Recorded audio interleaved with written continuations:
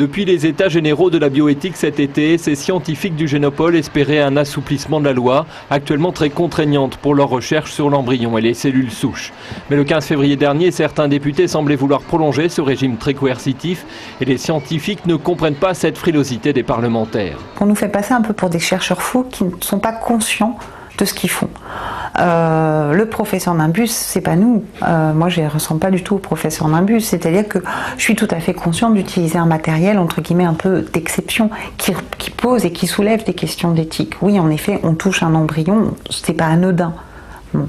Mais c'est pas pour autant que justement on n'est pas capable, nous en tant que chercheurs, de se poser des questions. Pour obtenir un assouplissement, les scientifiques rappellent l'immense espoir que portent leurs recherches sur l'embryon et les cellules souches.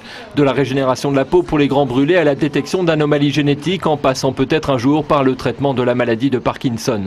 Les scientifiques reprochent aux parlementaires de céder à des lobbies religieux. Je pense que la loi de bioéthique, elle a été, depuis l'origine, faite sous la pression d'une religion, qui est la religion catholique, avec sa hiérarchie, qui a vraiment pesé de tout son poids pour que un certain nombre de préceptes de cette Église soient préservés. D'où cette médiatisation des chercheurs auprès des sénateurs qui adopteront le texte ce soir ou demain en première lecture, texte que les scientifiques espèrent voir voter définitivement et assoupli d'ici la fin de l'année.